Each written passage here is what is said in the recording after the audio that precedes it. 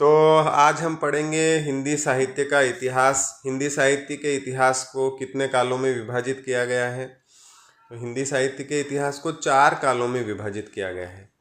आदिकाल, भक्तिकाल, रीतिकाल और आधुनिक काल।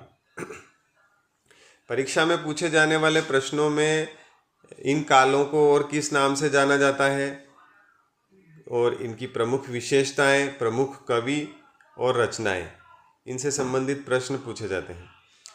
तो सबसे पहले आदिकाल। आदिकाल को ही वीर गाथा काल भी कहा जाता है।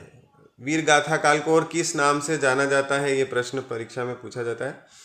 वीर गाथा काल को आदिकाल के नाम से भी जाना जाता है। इसी को चारण काल भी कहते हैं। आदिकाल को ही प्रारंभिक काल भी कहते हैं। प्रमुख विशेषताएं: वीरता एवं युद्ध का वर्णन इस काल के कवियों ने किया है। राजाओं की प्रशंसा है उनके काव्य में। ऐतिहासिक घटनाओं का चित्रण किया गया है और डिंगल और पिंगल भाषा का प्रयोग किया गया है। आदिकाल के प्रमुख कवियों में जगनिक और चंदबरदाई हैं।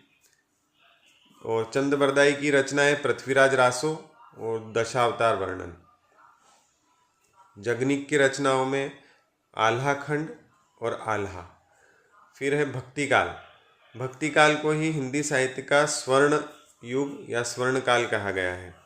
भक्तिकाल की प्रमुख विशेषताएं हैं: ईश्वर भक्ति की प्रधानता है, निर्गुण एवं सगुण भक्ति, सामाजिक कुरीतियों का विरोध और सरल जनभाषा का प्रयोग किया गया है।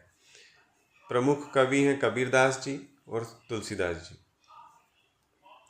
कबीरदास जी की एक ही रचना ज्ञात है और उसका नाम है बीजक।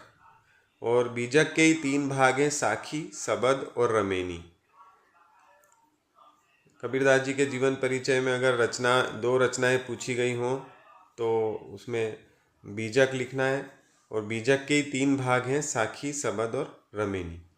फिर भक्तिकाल के जो प्रमुख कवि हैं तुलसीदास जी। तुलसीदास जी की प्रमुख रचना है रामचरितमानस। रामचरितमानस महाकाव्य है। और एक और रचना है इनकी विनय पत्रिका। तुलसीदास जी ने कुल 12 ग्रंथों की रचना की है, जिसमें से 2 ये यहाँ दी गई है।